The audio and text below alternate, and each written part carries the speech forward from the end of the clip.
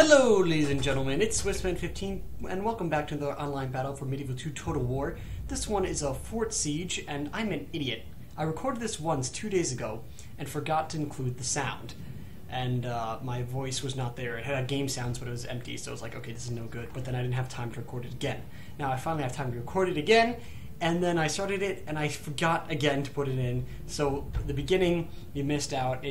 This is a subs replay sent in by Don't Tread on Me 77777777, many sevens, and he's playing as the Scots, and I was voicing over them, like, I was saying how I had to redo it, and then wait a minute, I didn't fix it yet. So now I came back and now I fixed it. So I almost did the same thing twice. Almost. And here we have the fort siege. It's being defended by This is Sparta, playing as Scotland. He had sent out his general's bodyguard trying to go after this basilisk, but Don't Tread on Me did a nice maneuvering with his gendarmes, his dismounted noble knights, and his peasant crossbows, which did most of the damage against the unit, against the general's bodyguard unit, and protected his basilisk from any attack at all. And now he's just besieging the settlement while bombarding it. So yeah, I almost done goof twice, and this is actually a nice map. I like all the nice hills here. I think it's in the Highlands, actually. So, quite fitting. The Scots trying to defend it, but it doesn't fit in while the French are up here. Guess they beat up England already. So, yeah, I've been with my friends. I'll just talk about that while they were bombarding. We were doing a movie marathon. It's been a lot of fun, long time. I feel like I've been up for eons, because I fell asleep and then I woke up instantly, but it was actually a couple hours, but it felt like it was an instant. So yeah, I feel like I haven't been asleep in a long time, but I'm completely awake and fresh, and it's all good. All right. So we just have the Scottish in here. He's waiting for this bombardment to be over, and now we have some advancement by the French. So I do know a little bit of what's going to go happen, and I do know the ending. So I'll try not to spoil it. I'm never good at that. And you know what? Scotland won, and then France won, and then Scotland won. They both won this at the same time, because anyone who has fun is a winner. Right? So now it's just a bombardment. He's taking down walls. And this guy always interrupts me. I was yelling at him before for these first walls when I introduced it, but you didn't miss much yet. You just missed the Scottish wasting a lot of its general's bodyguard unit. It started at 17, so 9 of its unit dead out on the field for no purpose, and only for 2 of these dismounted noble knights, or 3 actually, to die. And this is actually good 200 unit against Cav, so it's a nice that he used it to protect the basilisk. I really like that move by Don't Tread on Me 777777777777. I'll just say 7 the entire time, and then eventually I'll finish his name. I'm kidding. I like your name. I just hate a lot of repetitive numbers. So he's just bombarding. So we'll stay in 6.0, trying to wait out for this siege to get underway. Ooh, yeah. It's a lot of pikes. This is Paladin Bob's haven of pikemen. I'm not a pike fan, but Paladin Bob is always trying to get me to use pikes. Actually, the other day... Oh, God. Yes, this happens. Wait, to interrupt what I was saying. We have Highland archers by the Scottish running out here, and you can see the gendarmes are coming oh so eagerly, and we got peasant crossbows already shooting in on them from both sides. And this is just going to be a waste of a unit, as you see right here. The entire unit is getting mauled by these gendarmes. It's down to already 18. Of course, the Highland archers are okay in melee, and noble Highland archers, which he also has somewhere, are even better. But they're not good right here. And then this gets even better. He sends out noble pikemen. So, word of warning, don't sally out much in a siege, because your defense is the reason you're on defense. To be in there, it gives you the advantage. You have the choke points. And he's not even making effective use. He has as many choke... He's not holding it. He can make it. He's making it possible for his own units to be sandwiched, especially these 2 right here. I would not advise that. I would probably hold right here. Oh, actually, with the he has the gate open, so yeah, just here, and here, definitely, like he has. But then screw this, hold here and hold there, here, here, here, here. So then you have 4 areas instead of 1, 2, 3, 4, 5, 6, and then he also has a back over here, so 7. So of course that would be the same for the other side. I didn't count that for the original, so 5 or 7, still saving you some choke points. But yes, he's setting them out here, and he's got some pikemen being shot to bits. Paladin Bob is cringing right now. Anyway, going back to pikemen, Paladin Bob loves them with a burning passion. I don't know why. I can't stand them. Well, it's fine if you use them, I just can't use them myself. I guess I'm not good enough to use them. I don't have the skills necessary. I'm in my old habitual ways of playing. Don't want to learn how to use pikemen for what purpose. To use things that are so stationary and so basic. I'm kidding. But if you use pikemen, it's fine. I'm not a fan of it. But anyway, I want to play a new map free-for-all with my new maps for Paladin Bob. And I said he didn't want to come at first because they wanted to do a siege. I'm like, okay, I'll bring a pikeman unit if you do it. He was like, oh my god, that is a reward worth it or something. He said, use his own flowery Bobanian language. Bobanian, that should be a thing. Bob has nice ways of phrasing things, and he's like, I want to take you up on that. So he was coming, but then he didn't have the new maps yet. How could he? I bet if you Bob, if you're watching this, you don't have it now, download them right now and just do it. Anyway, he didn't have them yet, so he goes, can we do a vanilla map? And I say, that's not worth pikeman, and he's like, damn it! He wanted to see me use a pikeman unit so bad, but I don't want to. But it was worth it to try to get him to come, but then in the end, he still came. We played a battle, which I may upload, may not. We didn't get to finish. It was doing so well, but then my parents were getting angry at me because I spent too much time with the computer. But anyway, we still have no movement here, so let's get going. France, let's get inside here. Come on, you know you want to. He's sending out these poor Highland archers again, all 5. The rest of their unit said all 43 of their friends killed, along with some pikemen, and now he's just going to condemn them to complete death. Yep, not a single one escaped. They're all under the control of France. And it seems that the basilisks are just bombarding this gatehouse to no avail. So that's unfortunate for that gatehouse, and unfortunate for the French who are doing little damage now. He did seem to get a few hits in here with his basilisk and here, which did get a few kills on his sides. Currently, 11% of the Scottish army has perished, only to 3% of the allies. And he only lost, a few pieces of noblemen and a few gendarmes here and there. Not that many at all. Oh my god, I'm running out. My mouth is getting dry. So much talking. I've been talking like non-stop. I was doing a UHC in Minecraft before with a teammate, and that's all. Yeah, I want to record one of those for any of the Minecraft fans out there, and maybe new ones that would come to see. Here we go. We got some more. We got the noble Highland archers running out. I think they're out of ammunition, and they're really good melee actually, in comparison. So after shooting all their hearts out, they could be used as else. And yet they didn't get that many kills, so they wasted half their ammo because they didn't have an angle to shoot. And now they're taking so much damage, and I would try and save them, but he's sending them out again and again. And look, now he's sending out noble swordsmen, one of his best units to have in this, and he's sending them out trying to chase after archers with infantry, and we all know it's just never going to work. So he's running out over here, and he retreats noble swordsmen, which is nice, but then he loses these noble Highland archers right away. Massive charge. They don't even stand a chance against these gendarmes, and it was just a waste of a unit. All in all, these instances here prove do not sally out. Do not. It's not going to work for you. You can't. You have to stay inside. The only time you might want to sally out if they have archers all around you and they're shooting and you're getting shot to death.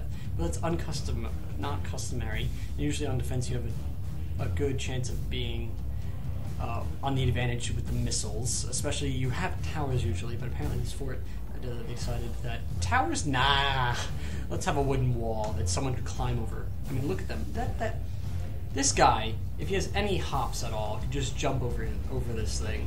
Of course, he would have an easier time walking through the side right now because it's knocked down. But before that, you could just hop over, jump down, and slice some people up. I feel like that'd be a lot more cinematic too. They should add that to the game. Jumping over walls. The human frog. Alright, so let's just speed it up once again. We're past halfway by a lot now of the replay, and now the French are finally moving in slowly with their infantry and their general. and it's time for his assault. So, what I really wished he would do at this point is start getting his gendarmes, where are they? Around the back to this hole, because as you see, the Scottish don't really have a defense right now. He sort of has these noble pikemen. I believe he moves them. I remember what happens to an extent. And here we go, actually. The French are now inside with the first unit, dismounted feudal knights. I like how he's right now phasing them in. I think I'd send in the dismounted feudal knights first and wait until they give up. Have the general a little bit closer too, but and keep the amount of areas limited. Actually, I'd probably just go for these two and wait for him to make a move, and if he tries to sandwich, I'll come in. But now it seems that Don't Tread on Me is going for all the choke points at once, and he has only one reserve infantry unit, actually two now. My bad. And he's got his cav up and everything, but now it's just a grind fight in a lot of places, and that's not exactly favorable to him. Of course, he does have a huge percentage advantage because of the poor sallying out of the Scots and the good job of him repelling them. And see, this unit should not be going in. You want to keep some reserve units, but he's setting them all in where they're both going to get tired doing half as much fighting as they should. So you don't want a bunch of units have 1, 2 max in certain areas. Otherwise, if they route together, it's a problem, because they probably will route together, and they get tired for doing still the same amount of work one unit could have done, or 2 units, but you don't want to bunch them up. I usually like to keep them at 1, sometimes 2 if they start to thin out. And here he's going in again, and that's all his infantry inside. He's got his present archers and a basilisk actually running in. Actually, my enunciation isn't so hot right now. But he has his peasant crossbows, nothing to do. But also, as you see, that now, yes, the noble pikemen are moving. He's got his general there. He could run over and kill the general with his 2 cav units. Maybe not the main general, because he's keeping these guys happy and not routed. The gendarmes definitely could go around and put some punish in from the rear. But he hasn't done that, unfortunately. Anyway, so now it's just a massive grind fight. Here, the Scots are starting to thin out, and he might be able to sandwich one side if he does that. But other than that, he's sandwiched on both sides. He's sandwiched here, and they're just grinding down each other. And he's not quite sandwiched because there's a gap here. He has got 2 different fronts, and he's just fighting through them. Got the Highland Archers also in the mix. Scotland is not sparing any reserves. He's just putting them all in, so it's just an all-in fight here. I like to see people use reserves and just phase in the fighting, because it takes the same amount of time. It doesn't take longer, really, unless they route together, in which case it goes too quick. Too quick. And you also lose, which is a problem, because you kind of want to win. So let's speed it up once again. It's just a grind fight all the way through. High speed, killing, you can see. Just guys dying constantly, a lot of pain noises. Oh, God. Poor guys being mutilated. Oh yes, this amused me very much so. We got peasant crossbows going around the side now to get some flank shots in, and that's beautiful. And I think this one does it as well, yeah. Just, that is brilliant. Probably not going to get too much done, but still the most effective thing he could probably do with his peasant crossbowmen. So I applaud it. I applaud it very much so. And yeah, so we'll just continue the fight for the fort, the Scottish fort in the Highlands. And right now it seems that the French are thinning out, and it kind of looks bleak at this point. Like if I was the French, I'd be starting to get worried in this position where all his troops are in. They're starting to get tired. Some of them are shaken, and it's still like a lot of Scotsmen left. So yeah, you can see that, of course, the Scots are getting tired too, but the French are really getting thinned out right now. And currently it is 30% of the French dead to 54% of the Scottish. So the Scottish have half their army, and the French have 3/4 of their army, a little bit less than 3/4 of their army. Actually, 1/3 of their army, 2/3 of their army, my bad. Still fighting, and most of them are in here and could rout at any instant, especially if he moves his general away. But, oh, finally, yes. He actually does what I was hoping he would do earlier, which is send in these gendarmes right when those noble pikemen you should have done. But of course, you miss things in a game. I miss some stupid things. I have a cav unit off in the woods somewhere in my field battles, and I forget it's there until the end. But so I can't blame him for not seeing that flanking option, but he gets it eventually. So thank you so much for doing what I want you to do. Don't tread on me. I love it when people do the things that I want. That sounds very, very dark and terrible, but that's not what I meant to say. But well, it's what I meant to say, but not how I meant it to sound. The connotation was not right. But as you see, the French are now going around for the flank. So if we speed up again, it's just a grind fight, and here we go. The gendarmes going in for rear charge, taking out the back line, or at least, yeah, the back line of these general's bodyguard, and he might be able to kill the general here. I don't know when the Scottish general dies. It could be at any point. I know he dies, though. He does die. But does that mean the Scottish lose? We don't know. Currently it is 64%, so the Scottish have lost another 10%, and the French have lost 8% in the army of their army at the same time. So the Scots are still losing more percentage more rapidly. And so the Scottish are retreating their general for its own safety, and now the gendarmes are going for a bit of a flank, a rather weak one at that. He's sort of just walking in, and now himself, this unit is being flanked itself. The general's fighting very, very bloody general right now. And now we see very exhausted infantry all around the board from both sides, and we have a fully fresh general's bodyguard here, which could actually wreck some of these units, because wrecked, tired infantry is not very good against a fresh general's bodyguard, because it's a very strong unit, and could probably kill everyone. Not really everyone, but kill a lot, just in a melee, without even charging. With a charge, you could probably wipe out like 3 units in one, with one simple charge. But the French are being exhausted, and they are shaken, so when you have tired infantry that's shaken, that can become tired infantry that's wavering, and tired infantry that's running away and not coming back. Because when they're tired, and in less than half, they will not come back. They just don't. Or usually don't. Not typical. As you can see, we already have some breaks by the French. Right here, this entire choke point is just falling apart. And now this is when the Scottish can take an opportunity to go around and flank. But the one problem is the general's bodyguard, which he has just chilling about. And we have peasant crossbows still shooting. Actually, I think this one's out of ammunition. Yeah, do they have the daggers out? Yep. Little daggers. Pathetic little things. Can't really fight much in a melee, but I think he condemns them to in the future. Poor guys have to fight with a... Hey, go in with your knife against the guy with the sword and heavy armor. Enjoy! Enjoy your funeral, I guess. You won't be there because you'll be dead, but... Oh, way to make me look stupid, friends. Actually, he does get some Chivalry Knights back. Exhausted, but happy, and ready to go back into the fight, and for a bit of a flank against the Scottish. But it seems the Scots send out their equally exhausted, dismounted Feudal Knights to engage them, and now it's just a slow fight because they're all so tired and can't really swing their swords. It's 76% of the Scottish now dead, so 3/4 of his army to 50% of the French now slain. So, let's keep on going. 6.0. The General's Bodyguard is now actually doing, like, as you can see, he's getting kills just in a simple melee. You pull it back out, though. Just let this unit dwindle down first. My mouth is so dry, can't speak, can't articulate words. Oh, it's a struggle indeed. And here we have a very amusing part. These peasant crossbows going in for the kill with their daggers, trying to take over this little fort now from behind. And look at them go. These noble peasant crossbowmen charging, but unable to probably get a single kill, I doubt. Can they kill any of this General's Bodyguard unit? Nope.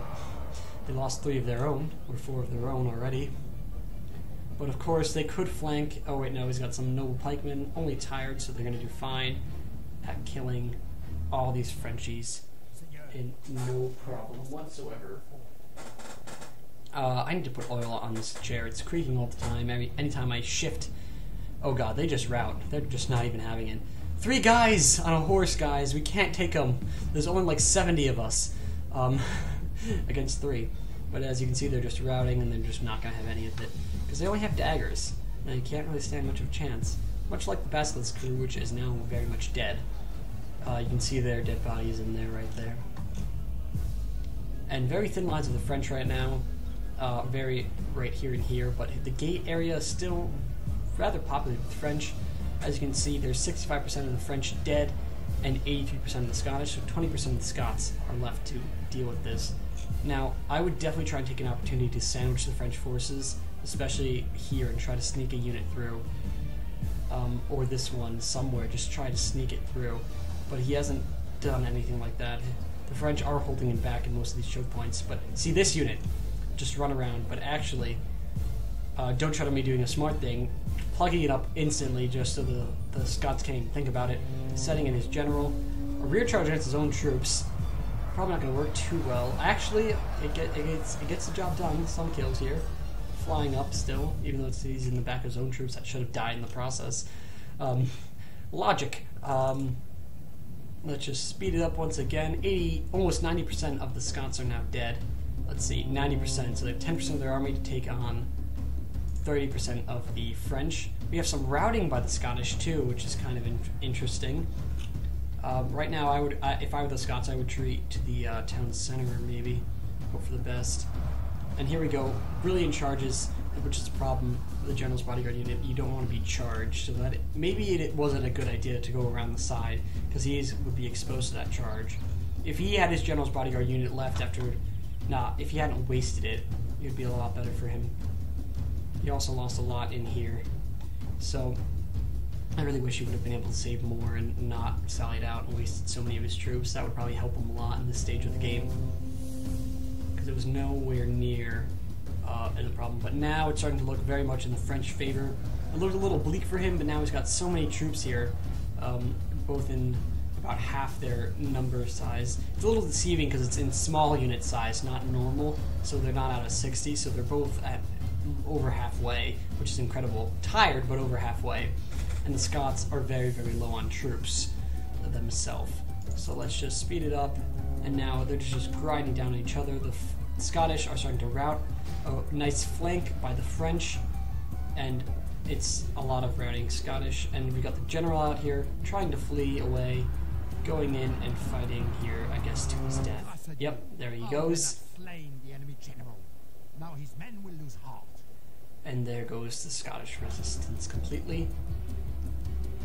And now we have the last units of the Scottish falling apart, and the fort that once belonged to Scotland is now French. And nothing wants to be French, but it is. So Don't Shout at Me doing very well, getting almost 900 kills, and with his captures also over 900 actually. And the this is Sparta doing very well himself, actually getting 352 and 71 captures. Now this doesn't look too good, but look at how much Don't Shout at Me has.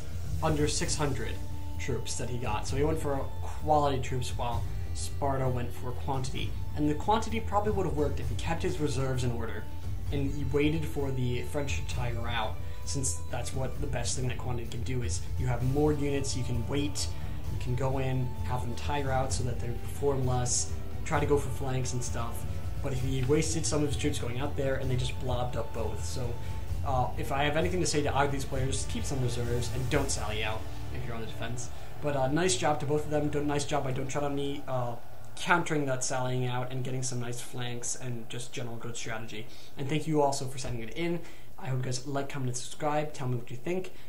Send in your own battles at Swissman15, Swissman_15 at yahoo.com, Swissman_15 at yahoo.com if you want me to upload your own replays. And I will see you all in the next episode. Goodbye, my friends.